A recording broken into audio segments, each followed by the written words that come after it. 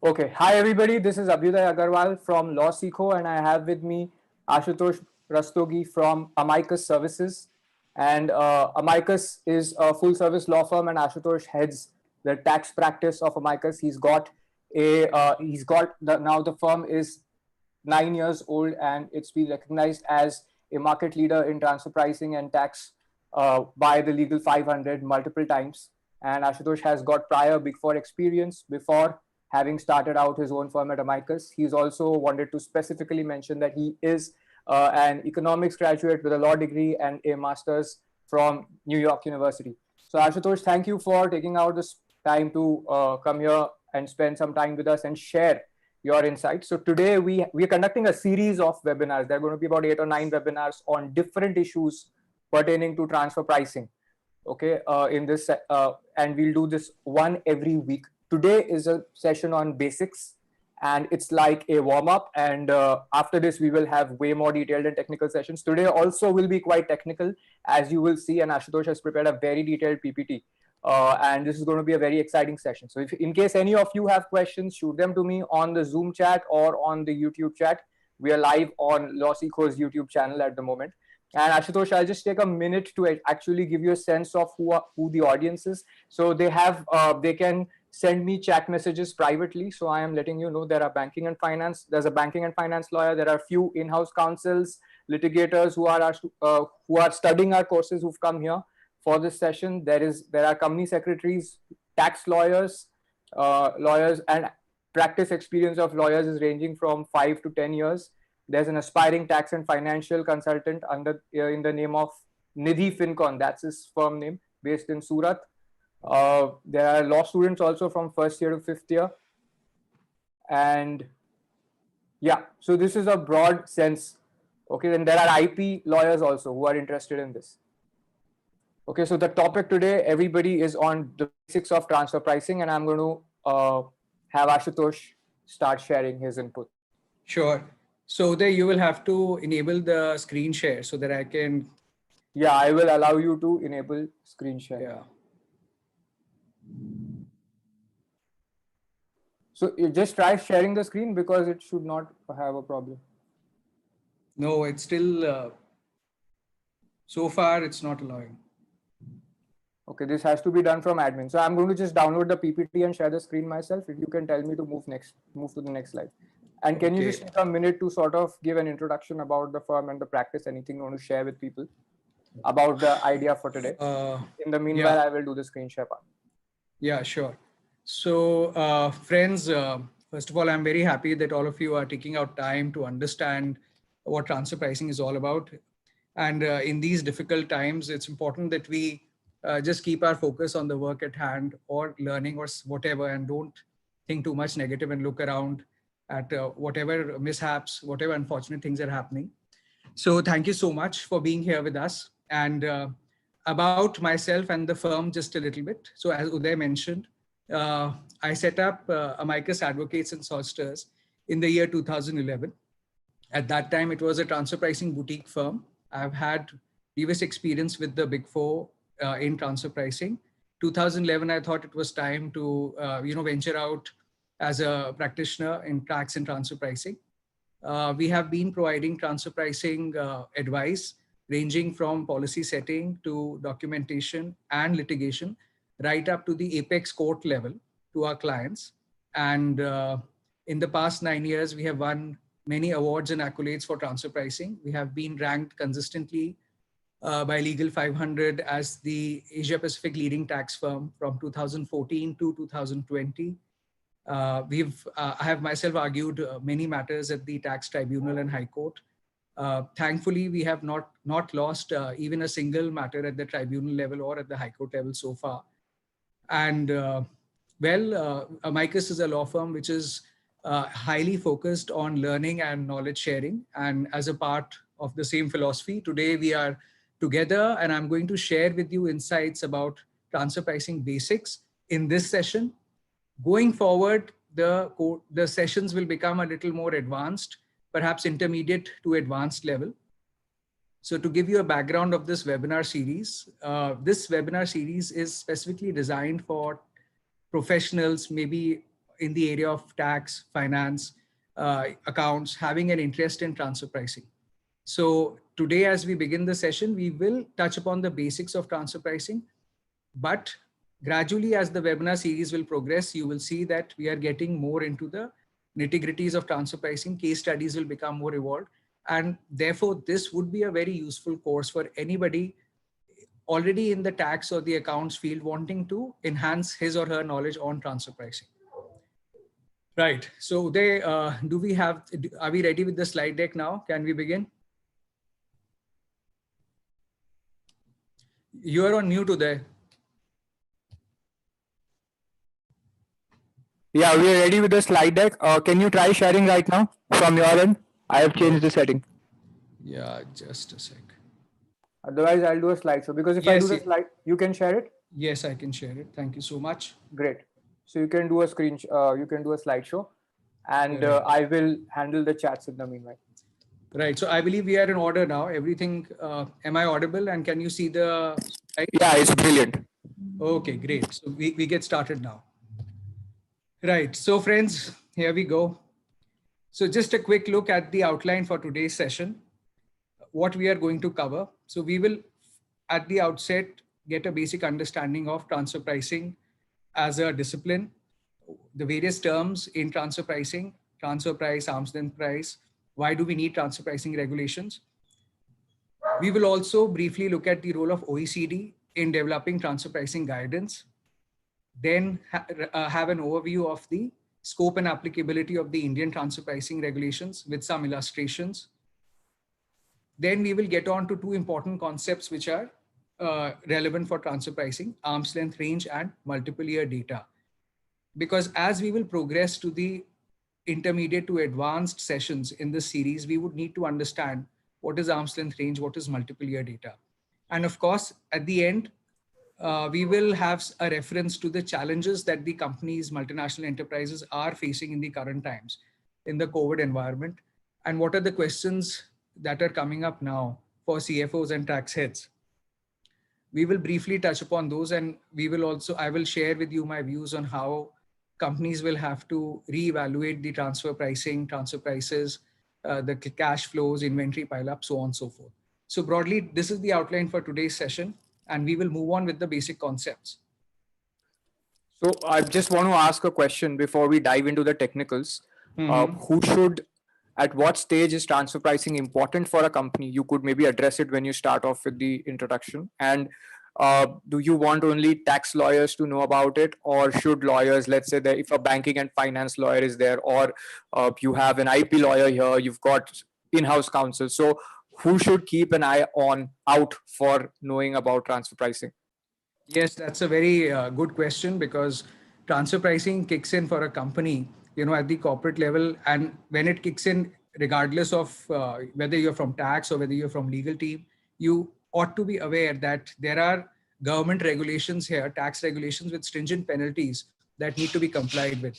Therefore, you must know that in a certain scenario whenever there's a related party transaction and there's a cross-border transaction happening, in some cases even domestic, transfer pricing provisions will kick in. So Uday, I will answer your question in more detail in the subsequent slides. Sure. The subsequent slide, because we specifically have a section on scope and applicability. Great. So this slide that we have before you just sets up the context for transfer pricing. So every now and then, finance lawyers, tax lawyers, corporate lawyers, you would be seeing these clippings in the news where they hold transfer pricing, or rather mispricing, responsible for a lot of black money. Then you would have heard of something like the APAs, Advanced Pricing Agreement Mechanism. Recently, some secondary adjustments have also been introduced. So there is, various kinds of news, on the web or otherwise out there, and you would be interested in knowing what is all this about. So the purpose of this series is that by the end of it, you would certainly be more informed, educated, and even more learned on the transfer pricing nitty-gritties. And certainly, I feel that you will not have any difficulty understanding these kind of snippets. Coming to the general definitions. These definitions, my friends, you must understand so that you and I, we are at the same wavelength when we are moving forward in the webinar series. First question, what is transfer price? I'm sure that when we talk about transfer pricing, what comes to your mind is that, okay, it is something to do with related party valuation. But then is transfer price the same as arm's length price? Is transfer pricing the same as transfer price? No. I mean, there is a technical knowledge understanding to all of these terms. So transfer price is simply the price at which multinational companies, different divisions of multinational companies transact with each other. It is the price as it is. It may not be the same as the arm's length price. Arm's length price, on the other hand, is the ideal price at which we would like to arrive at after we undertake a scientific transfer pricing process. And the process itself, as to how you determine the arm's length price or how you determine the related party price, that is called transfer pricing. So transfer pricing is actually neutral. It is just the name of the process. If you have a fair pricing, then that's called arm's length pricing. Or if your transfer pricing leads you to the wrong price, perhaps you could call it mispricing. Then there are two important concepts: transfer pricing planning and then transfer pricing compliance. So transfer pricing planning is before the transaction has occurred, understanding what the transaction is all about and setting a price for the related party transaction. That is transfer pricing planning. So in that sense, it is ex ante and not ex post. Transfer pricing compliance is generally ex post, which is that once the transaction has taken place, it has got completed during the financial year, then you are making a transfer pricing documentation, capturing the facts of the transaction, the benchmarking, and preparing yourself to comply with the government regulations, or you're filing some forms as may be prescribed by the government. So one key difference between transfer pricing planning and compliance is that invariably planning is ex ante and compliance is ex post. That is after the transaction has occurred. So friends, you need to keep in mind these definitions because I'm going to be using these definitions time and again as I move across the slides. So should I ask you relevant questions as in when people ask us? You could, so yes, certainly that will be useful. You could. So Kunal Pandey is asking whether transfer pricing is illegal. No, so transfer pricing, like I said, is inherently neutral. Transfer pricing simply means the process of setting up the related party price. There's nothing legal or illegal here when you're doing transfer pricing. It's all about your ability to defend the transfer price.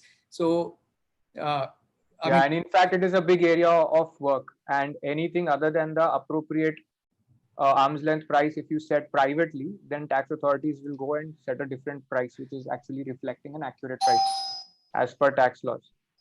Correct. Right.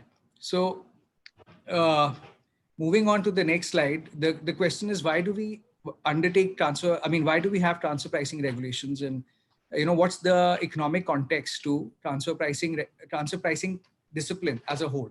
So, transfer pricing has a direct nexus with the ability of multinational companies to shift profits across the globe. How and why that happens is because a multinational company has units or subsidies set up in different countries, and different countries may have different tax rates. Different tax rates create the opportunity for a tax arbitrage. And what that means is that a multinational company can move profits from a high tax jurisdiction to a low tax jurisdiction simply by manipulating the price of the product that it may sell from a high tax jurisdiction to a low tax jurisdiction. So it may simply inflate, the price when it is purchasing from a low tax jurisdiction. So what that will do is that will shift higher amount of profit in the low tax jurisdiction. And in that manner, it will be able to keep more profits in the low tax jurisdiction and lower profits in the high tax jurisdiction.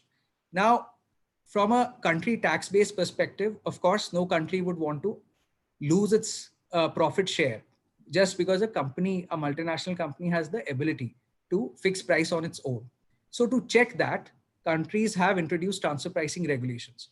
The whole purpose of transfer pricing regulations is to set in place a mechanism whereby they will test the price of the related party transaction.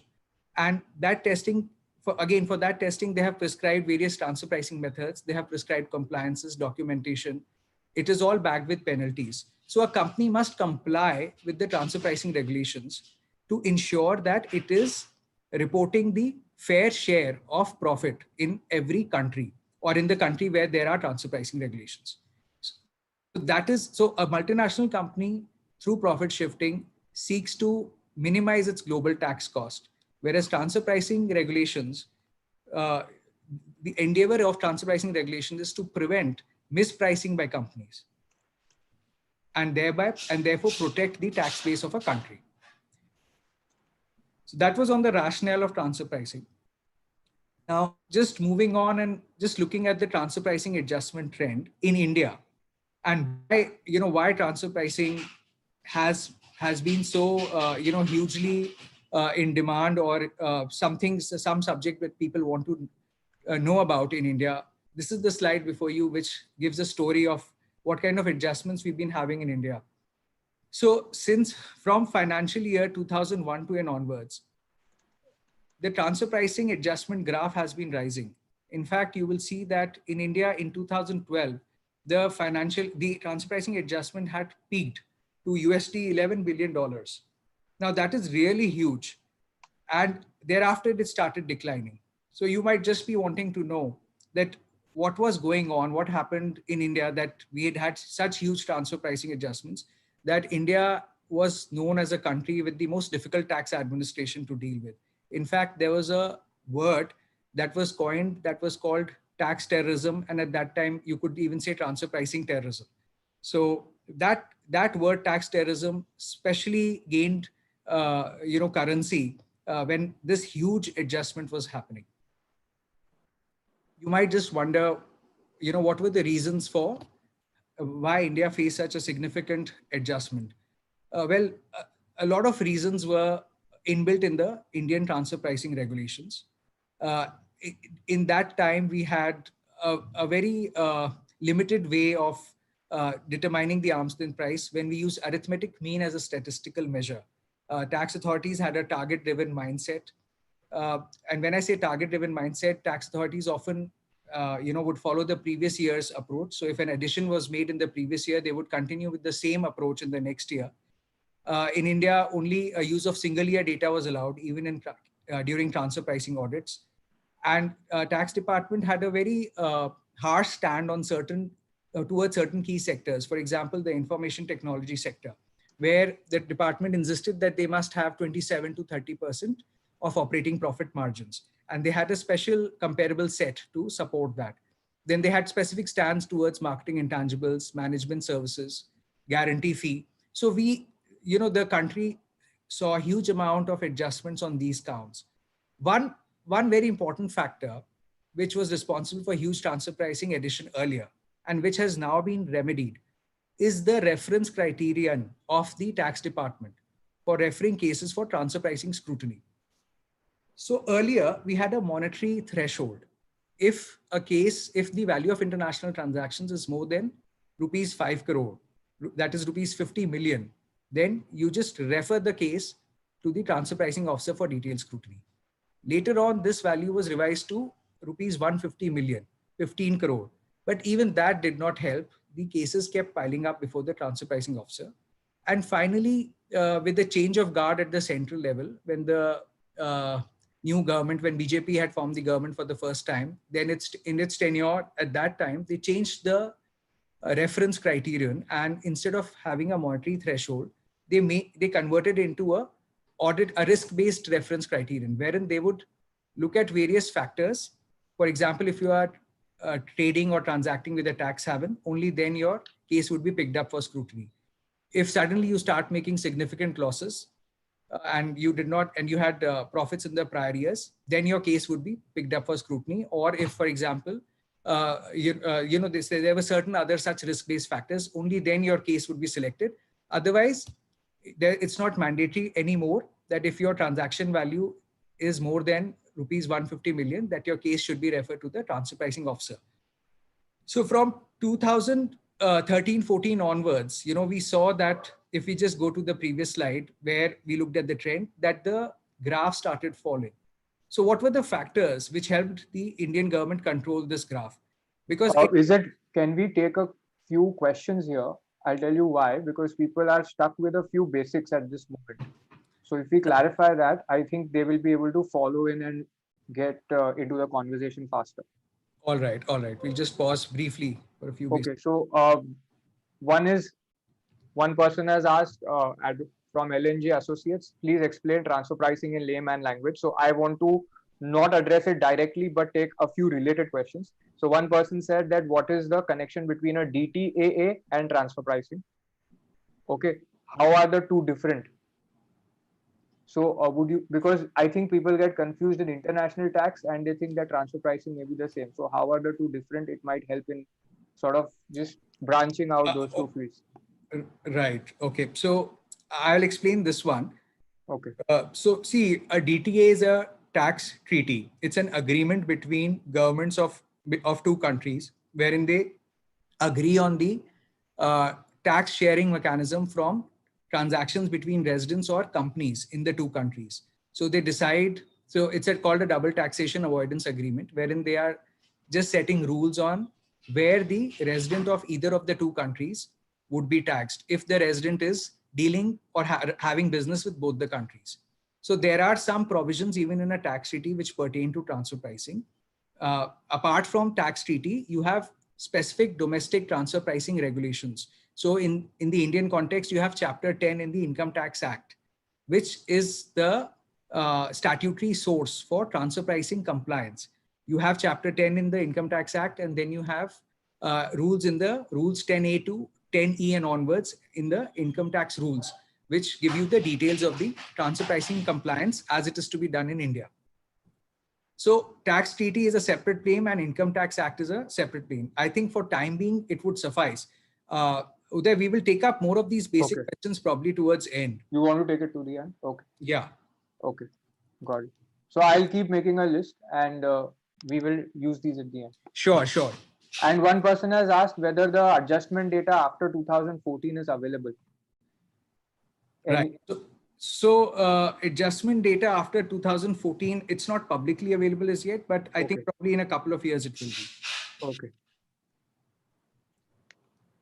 So moving back to the reasons for the decline. So see, it was a matter of concern even for Indian government that country was witnessing such a huge transfer pricing addition. In fact, it had become a matter of India's reputation in the international arena, and certainly not good for investment by multinational companies in India. To address this, some changes were introduced in the transfer pricing regulations. So to begin with, the manner in which you determine the arm's length price, that was changed. Instead of arithmetic mean as a measure for determining arm's length price, the regulation switched to use of the range concept. So we started using 35th percentile to 65th percentile. Then again, instead of using single year data for determining the arm's length price, the regulations now permitted use of multiple year data. Further, to nip the tax disputes in bud, the government also introduced safe harbor rules and also the advanced pricing arrangement mechanism.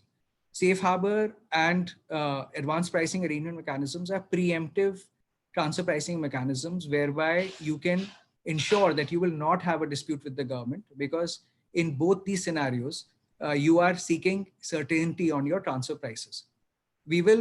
I will explain safe harbor and advanced pricing arrangement mechanism subsequently in the in the webinar series.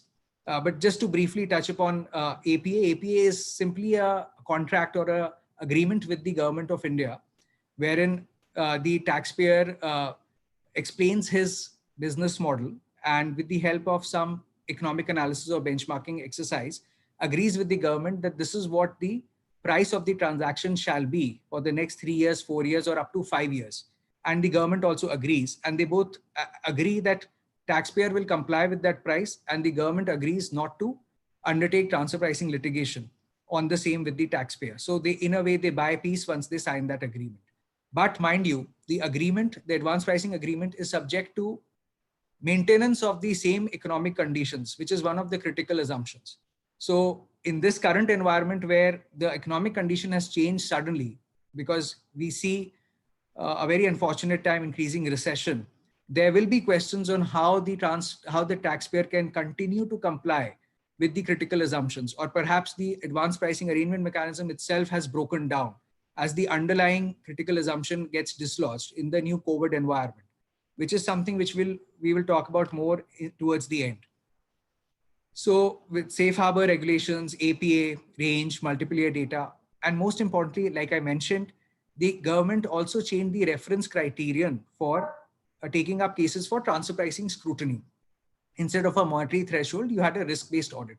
So all that has significantly, it brought the curve to move downwards. And you can see that in the subsequent years, the adjustment was under control. So with that background now, we just move on to the role of OECD in the context of transfer pricing.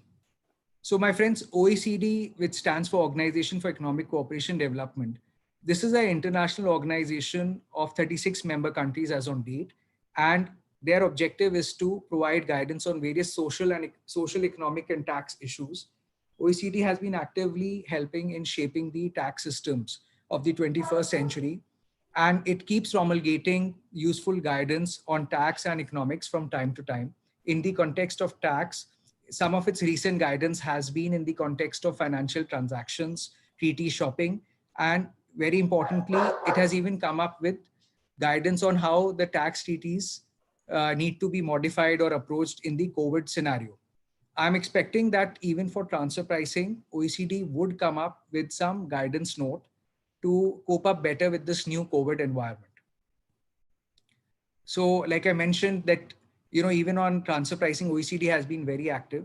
So OECD has been publishing its transfer pricing guidelines, which have been a reference point for transfer pricing lawmakers, practitioners, multinational companies worldwide. The first guidance was published in 1995. And since then, there have been updates of the transfer pricing guidance. After the base erosion and profit shifting initiative, which is also, a separate story altogether, we will talk about it in detail. A lot of action plans have come out, pursuant to which OECD has again amended the guidelines. And in 2017, it came up with the latest version of the OECD guidelines, which is available now. In the context of India, I had a question on OECD. Why does India follow the OECD standard so much? It's not a member, right? Yes. So OECD is not a member, but India is not a member of OECD. But India has been an observer in OECD since 1997, wherein it does actively comment and participate in the discussions. But the difference is that, not being a member, India is not bound by the OECD transfer pricing guidelines. Therefore, you can't just put forward the OECD guidelines before a court of law and say that this is the law which should be applied. Whereas in some of the OECD member countries, you can actually cite the OECD transfer pricing guidelines in case you want to make a particular point. Even then, OECD guidelines are very important in the Indian context, because wherever the Indian transfer pricing regulations fall short on guidance, practitioners take guidance from OECD.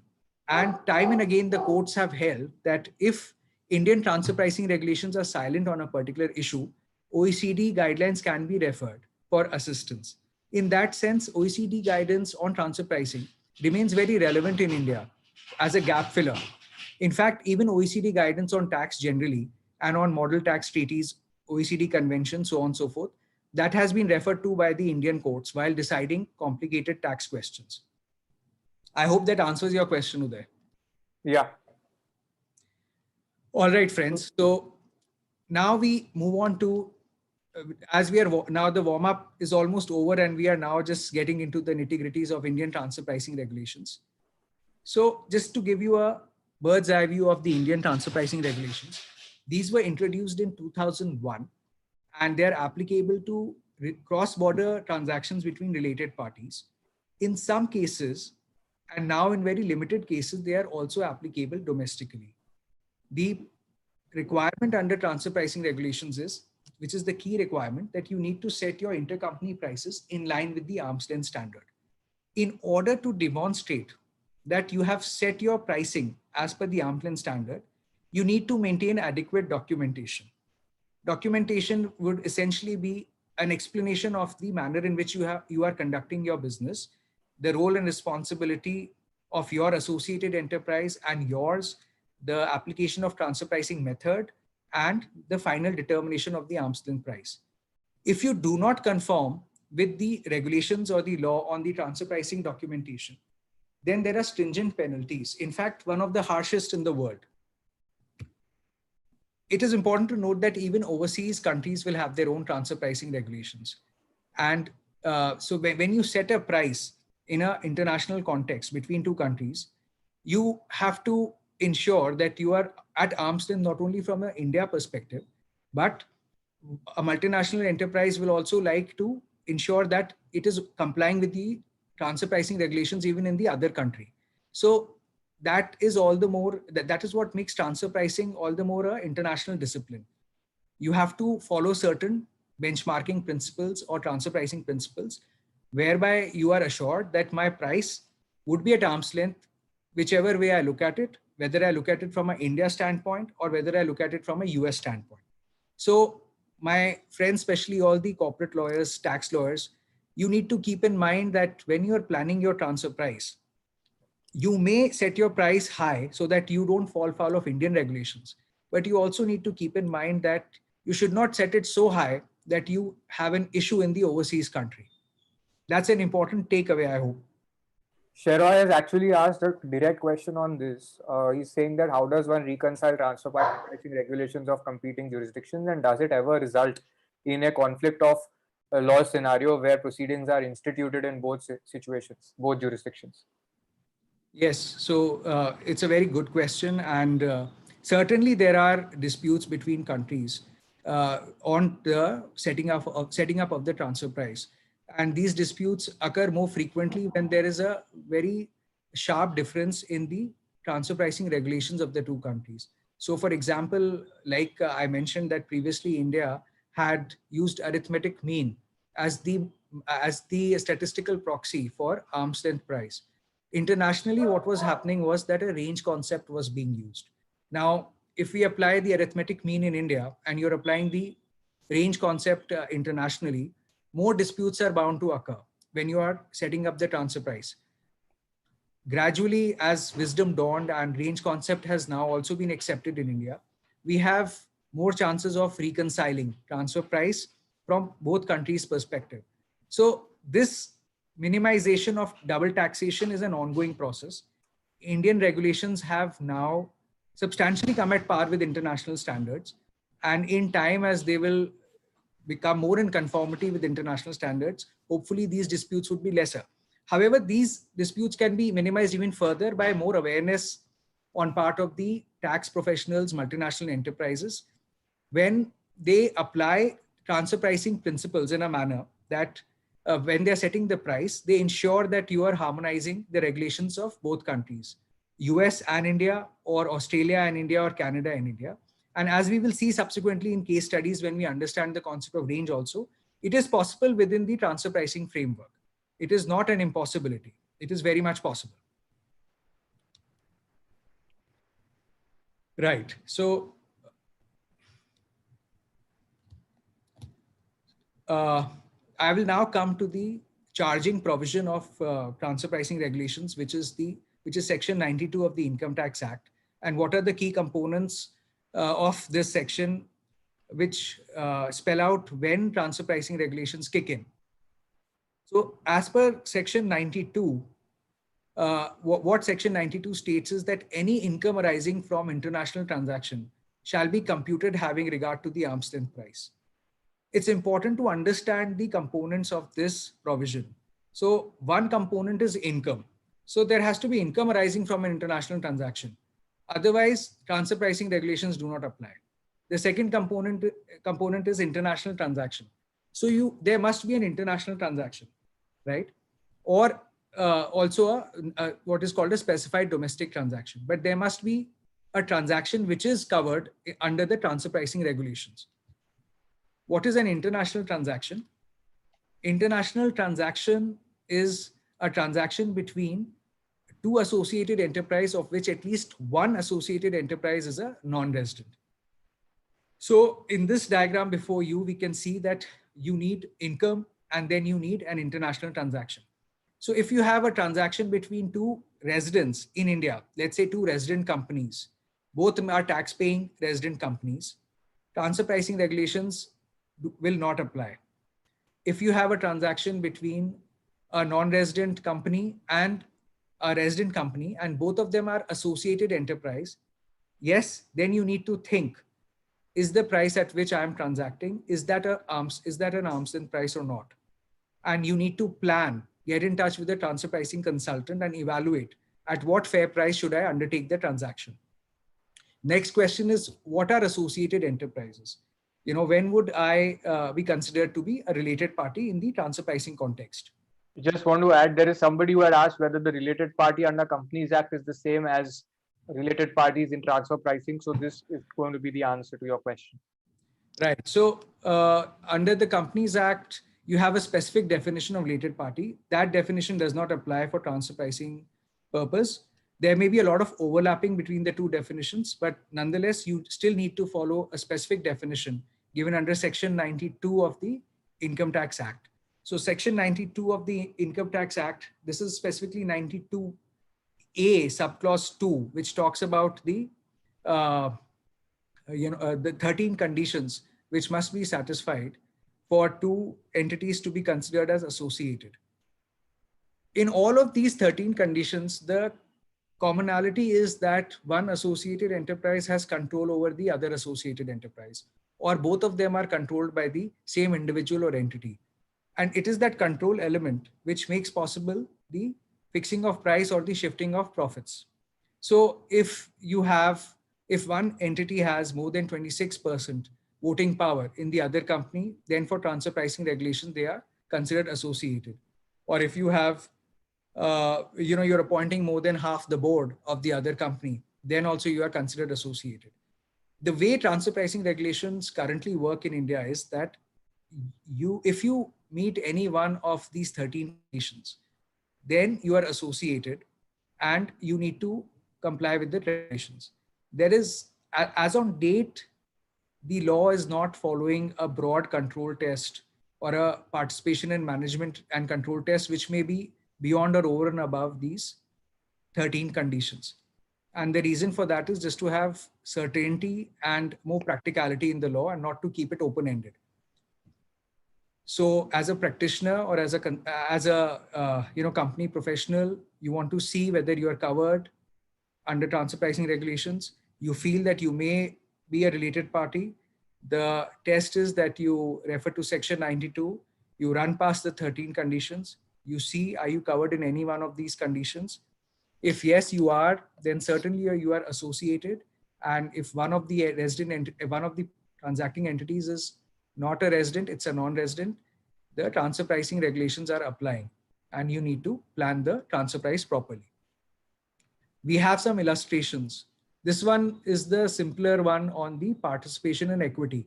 So company A Limited has more than 26% holding in B Limited. Of course, A and B are now associated. B holds more than 26% in C Limited. Now A to C is also, A Limited and C Limited are also associated indirectly, because the law says if you directly or indirectly hold more than not less than 26% in the other enterprise. So A and B are associated, B and C are also associated, and so are A and C indirectly associated. So if there are any transactions inter se, we need to comply with transfer pricing regulations.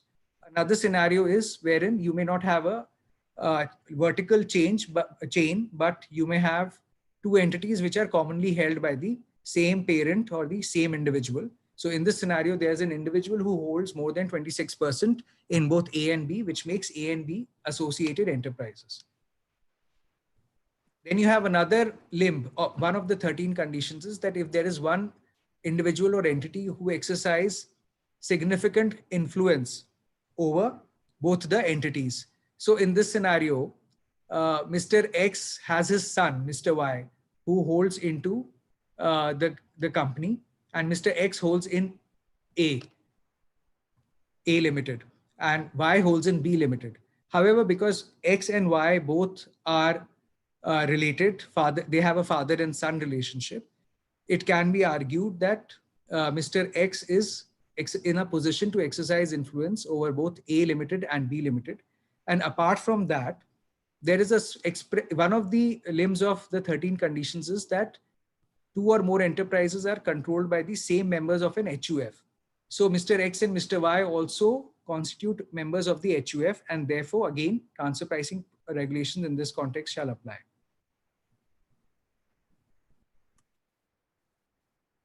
There is one more. Awal has asked a question out of this ABC, which should be NR. Is he Right, talking so of this one or the previous? ABC. Say. So, I mean, one of the two enterprises has to be a non-resident. Mr. X can be a non-resident, or Mr. B or B Limited, depends upon who's transacting. So in the transaction, one entity must be a non-resident. So if we are talking about transaction between, let's say if we talk about a transaction between A Limited and B Limited, we know that A Limited and B Limited are associated enterprises. Now let's say A Limited is a non-resident and B Limited is a resident. So then this is an international transaction. It could also be vice versa, where B Limited is non-resident and A Limited resident. You need at least one of the transacting enterprises to be non-resident to make it an international transaction. This is another situation wherein we don't have any shareholding or participation in capital, but we have a situation where A Limited has licensed certain trademarks, copyrights to B Limited. So for example, you could be licensing a brand name to B Limited, and B Limited has 100% of its business dependent upon the use of such brand name.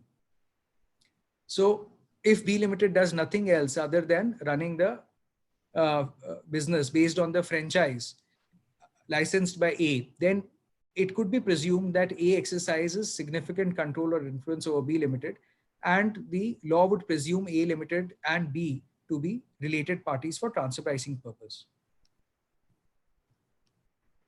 So now some of you already a question may have popped in your head that he's saying that there has to be an international transaction, but we have also heard about domestic transfer pricing. So is it not applicable even in the domestic context?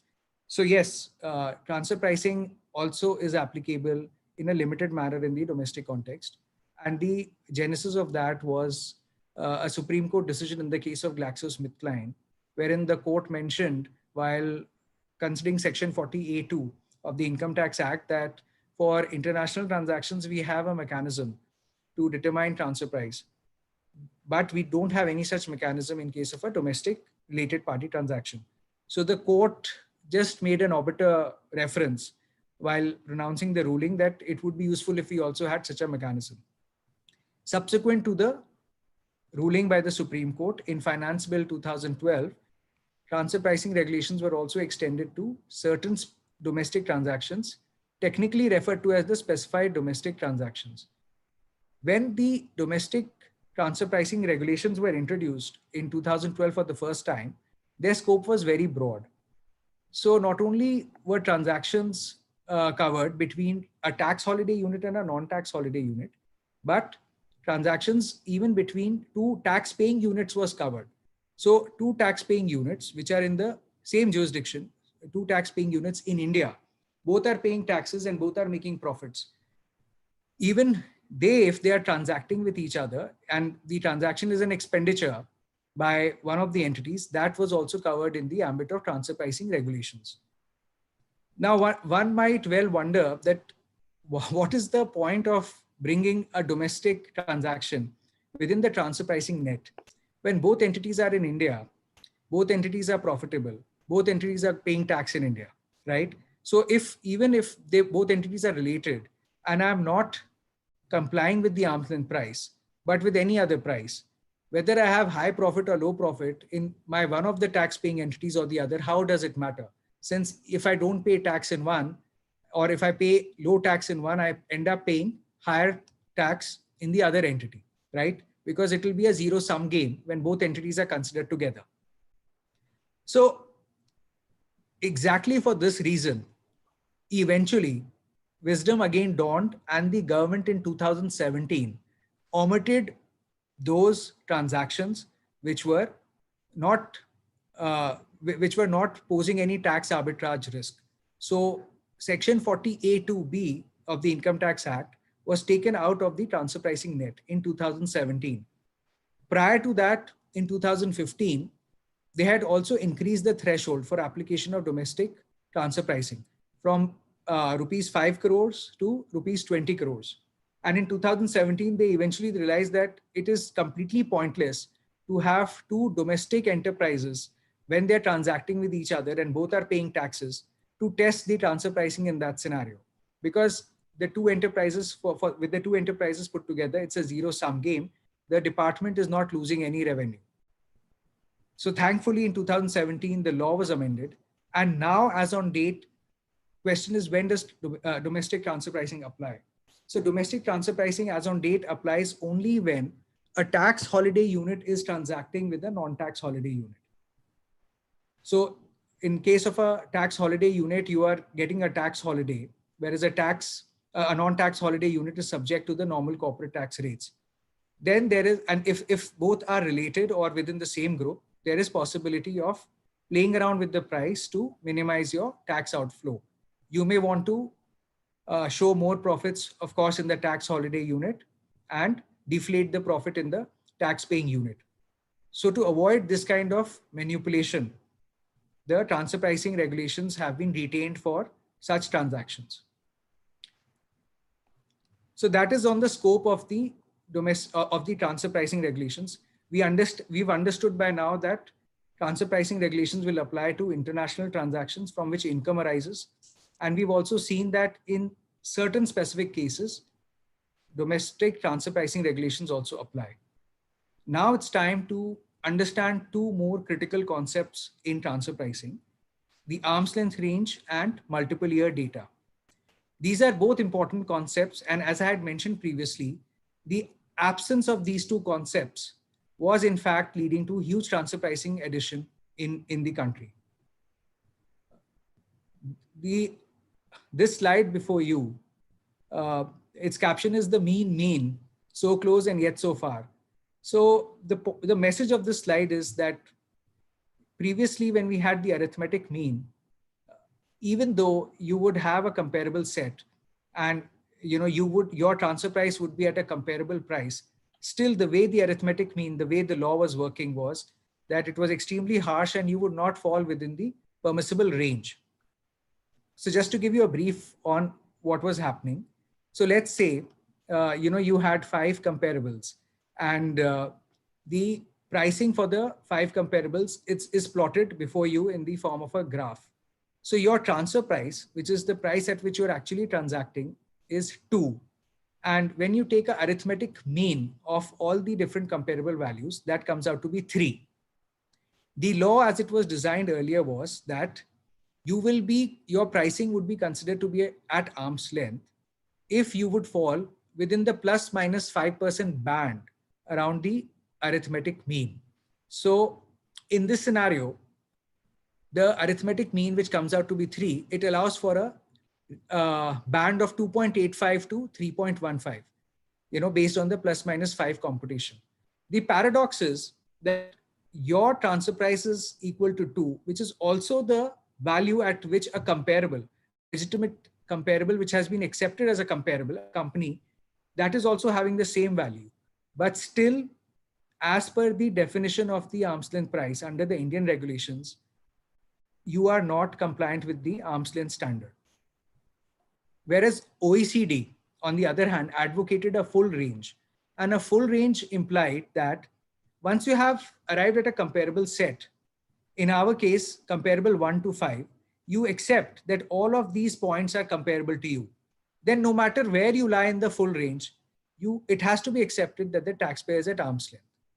But this was not the case with the Indian regulations. So even if I am at same value as at comparable 1, just because I'm outside the narrow plus minus 5% band around the arithmetic mean, there will be a transfer pricing addition. I will have to face litigation, go to higher courts. There will also be penalty addition, so on and so forth. So now I hope you are able to understand why this slide is captioned "the mean, so close and yet so far." But after that, what happened was that in 2014, the law was amended and we accepted the range concept. But we accepted the range concept partially, not fully. So when I say partially, what is my reference point? So there are 2 reference points. One is OECD, which says that the full range should be applied. So full range, in going back to the previous example, would mean that the range from the lowest figure in the comparable set to the highest figure. There can be other variants. Internationally, for example, the US only accepts the interquartile range as the arm's length range. So what that means is that you arrange all the data points in the ascending order and you find out the 25th percentile and the 75th percentile. If you fall within that range, then you are at arm's length. Otherwise, they will make an adjustment all the way up to median. In India, the range is 35th percentile to 65th percentile. Now that is narrower than the internationally accepted standard of the interquartile range. So taxpayers are still lobbying with the government, and every year it is one of the wish lists for the budget that interquartile range should be accepted. The existing range should be broadened further, but so far it has not happened. Who knows, after the COVID environment or in between, we may have some more changes or relaxations in the transfer pricing regulations. Right now, the range concept, to apply the range concept, your number of comparables has to be at least 6. Ankur is asking that, can you explain the interquartile range again? I think he wasn't able to follow. Okay, interquartile range is a statistical measure wherein you arrange all the data points in ascending order. You find out the 25th highest value, and then you find out the value which is at the 7.5 or the 75th percentile, and you find out what are the values for these two data points. And so for example, when you arrange your entire data set from lowest to the highest, the full range is from the lowest to the highest. But when you are arranging them when you are only confining yourself to the interquartile range, you take the 25th highest value and the 75th highest value, and that becomes your lower and the upper extremity. When you're taking the 35th percentile and the 65th percentile, so you arrange all of them in the ascending order and you take the 3.5th value and the 6.5th value, and then you take that as your lower and the upper extremity. In other words, the numbers which are falling below the 35th percentile and the numbers which are falling above the 65th percentile, they are excluded. So you can say that extreme values are excluded when you're applying the range concept. Whatever range you may apply, but extremities will be excluded. In that sense, it does lead to some moderation. Right.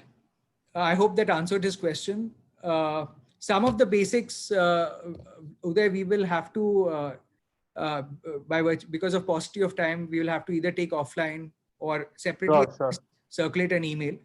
Sure. I think we can continue for about 10 to 15 minutes. Sure. So weighted average concept, weighted average simply means that, now I just previously mentioned that earlier we were using single year data for transfer pricing analysis. Now the law permits taxpayers in India to use multiple year data. And what that means is that once you have arrived on your comparable points, so A to H in this example, you can compute the profit margins for the companies, and you can take profit margins over 3 years. For the latest financial year, if data is available, that's very good. And then you can take the weighted average of the profit margins. Advantage in taking the weighted average as against considering only single year data is that it leads to moderation. So for example, in the slide before you, if you will see that for some of the companies in the financial year 2018-19 are having a sudden spurt in their margins. So if you will see, the company B does phenomenally well in 18-19 and has a 40% margin.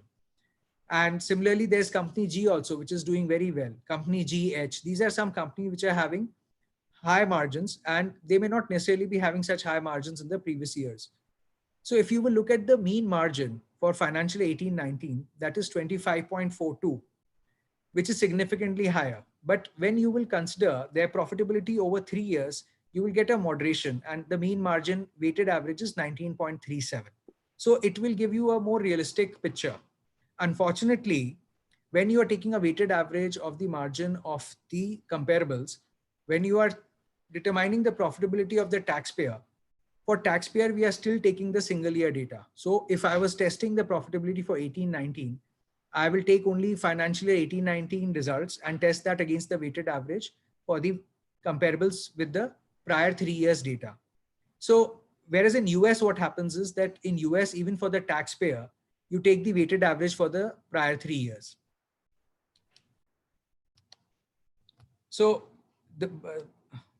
by the fact that we incorporated multiple year data or weighted average concept in the Indian transfer pricing regulations, it has significantly helped in moderating the transfer price competition or the arm's length price competition. This has been another reason why we see that there has been a decline in the number of transfer pricing adjustments. This is just a snapshot slide on the availability of range and multiple year data under the transfer pricing regulations for different methods.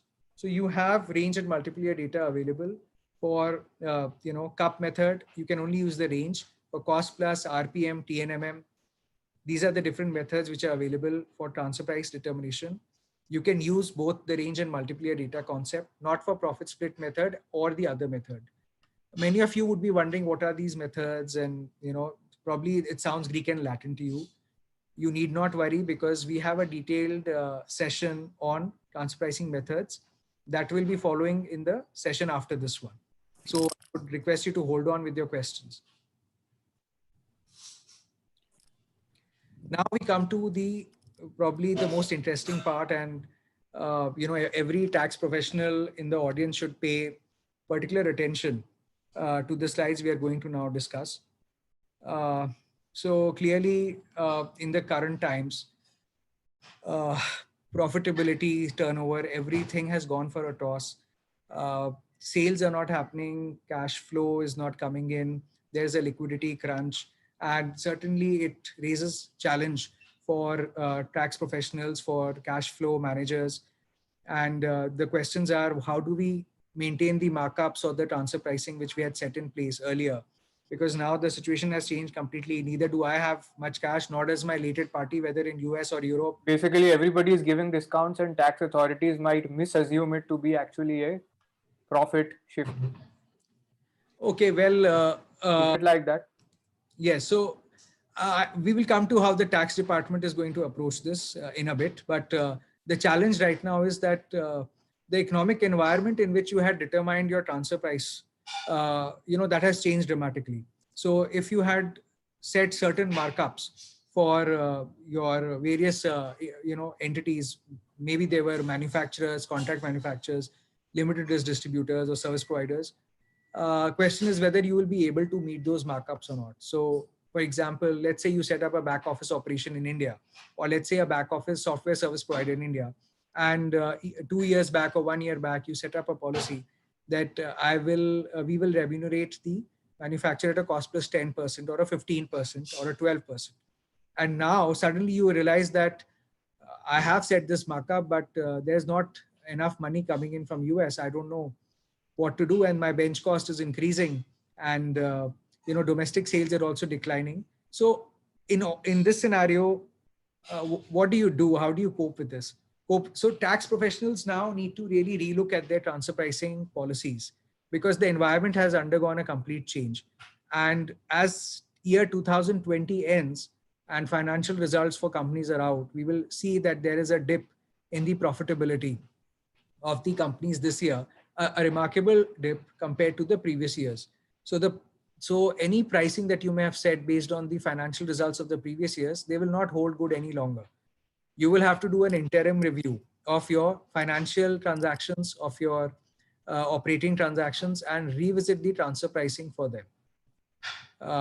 Even the APA, advanced pricing arrangement mechanism, I briefly talked about it on an earlier slide, that's a agreement with the government to set a price for a definite period of time. That could be 3 years, 4 years, up to 5 years. That will also have to be revisited, because when the company agreed with the government that it will pay this much amount of tax, keeping this much of profit, that was based on an assumption of a particular economic environment. Right now, the economic environment has almost crashed, so to speak. At least it seems like that until things revive. So in this environment, the question is whether a multinational company would really consider the APA as valid or binding, or does the APA become invalid? Because in the APA, there is a critical assumption of the similarity or the continuity of the economic conditions. If something too drastic happens, then you need to revisit the APA. So in the previous slides here, we are just talking about the kind of challenges that tax professionals, companies will face at the transfer pricing front. This slide, and this is the last slide, Abhyuday, where I am just putting up some of the measures which the government could take up and how it should actually address the transfer pricing dilemma right now, is that it could probably relook at the safe harbor norms which it has set up. So safe harbor thresholds, even as on date, in the form in which they are, taxpayers are criticizing that the profit markups that they have stipulated as safe harbors are very high. Certainly in the COVID environment, these markups are way too high. The government has to relook at the advanced pricing arrangement mechanism with the taxpayers, as the critical assumptions of economic continuity has completely gone for a toss. The review criteria also for selection of transfer pricing cases has to be looked at closely. You cannot just pick up a case now because a company is in loss, because you would find that there are so many companies all around which would be earning low profit or maybe making losses. So if your selection criteria is simply because is just as simple as the fact that the company was making profits earlier and now suddenly it has started making loss, so there has to be a transfer pricing manipulation. No, that's not true. Your your reference criteria has to be a little more refined. Even in the transfer pricing audits, the Indian government has to adopt a more pragmatic approach and not be too target driven. I hope that really happens going forward. Amend transfer pricing regulations. Yes, amending the regulations also, if it is done in a timely manner, can provide relief.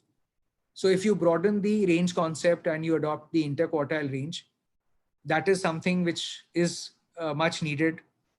And perhaps the government may also have to relook at the multiple year data norm. Interestingly, multiple year data norm in a COVID environment can create a problem, can pose a problem for multinational companies rather than being of help. And the reason for that is that now 2020 will be the first year in which we might see a sudden fall in the profitability of the companies. And in case we still use multiple year data, that may that may actually, when you're comparing with the comparables, that may take into account the previous 2 years as well, which may not be so bad. So that will dilute the poor performance of the comparables in the year 2020. Whereas when it comes to taxpayer, you would be only considering data for 2020. That would be an asymmetrical treatment, proving very onerous for the taxpayer. That is another aspect that will have to be examined by the government.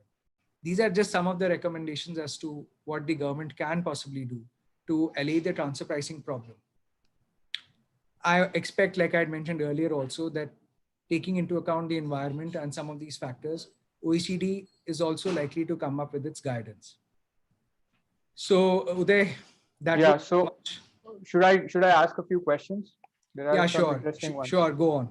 So Vibhor has asked two questions. One is that in section 92 capital A1, there is a test for what is a related for what is an associated enterprise. Right. Whereas 92 capital A subclause 2 actually lists out those scenarios.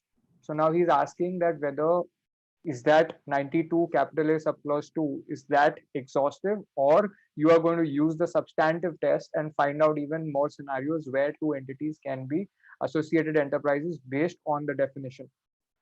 Right. So it's a good question, and it reflects that the person who's asking this question is reading the regulations very closely. So I'm happy about that. I'm sure that person must be a lawyer or a chartered accountant, could be.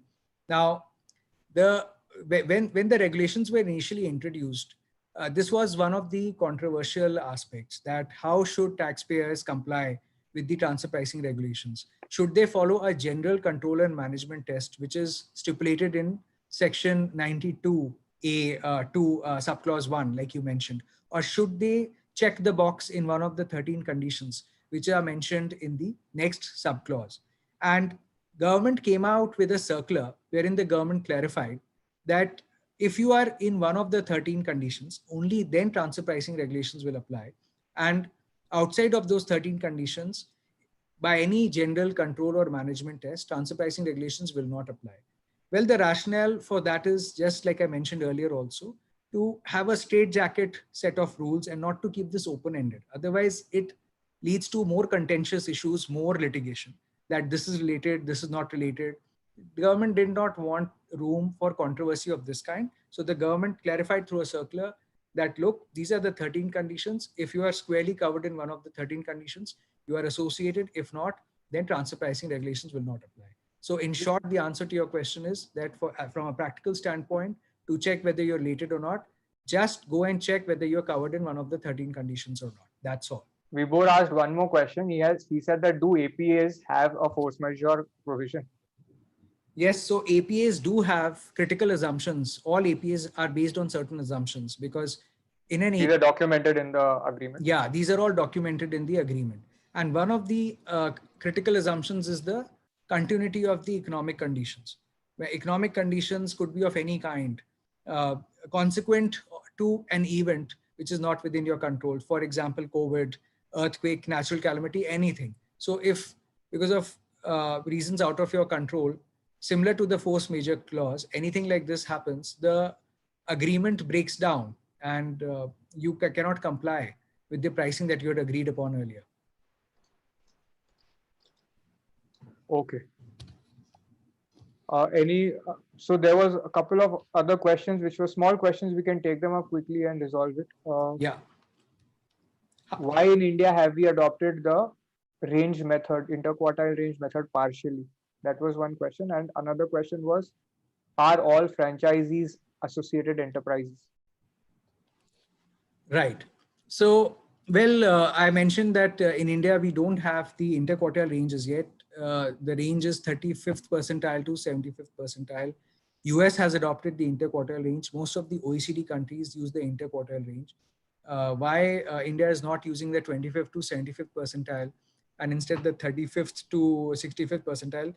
Well, that's a question for which even I don't have an answer. It's a policy decision by Government of India. Maybe they felt that moving from arithmetic mean to a range concept itself was a big giveaway for the taxpayers, but I'm sure that they are thinking it over, particularly in the current times. And who knows, it may be one of the offerings for the taxpayers as a part of the COVID fiscal package. We'll have to wait and see. Coming to the second question, which is that how we can sorry, Uday, what was this? Are all franchisees associated? Yeah, franchisees. How franchise are all franchisees also associated enterprise?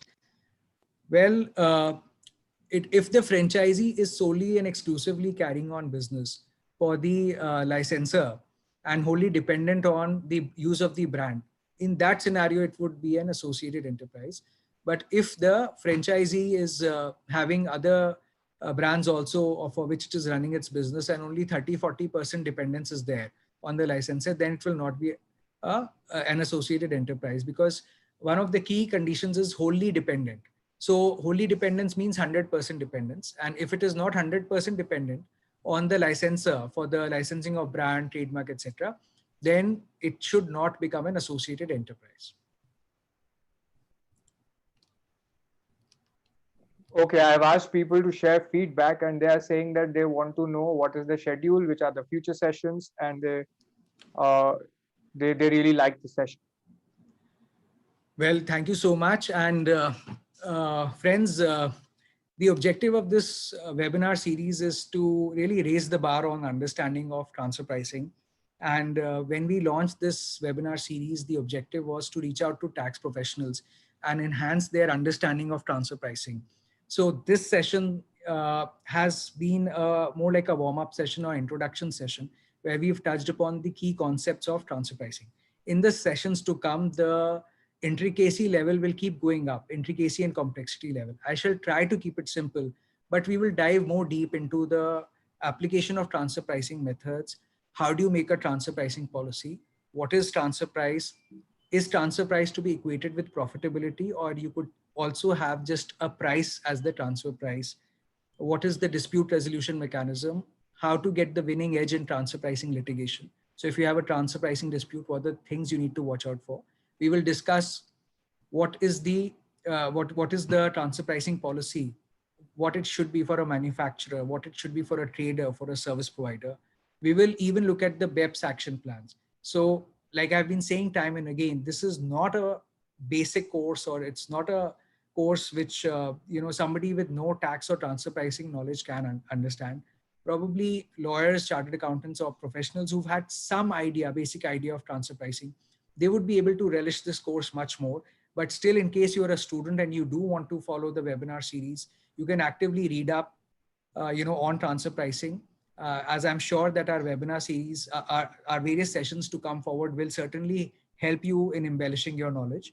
And Uday, you can make available the session topics on your website. We will do that.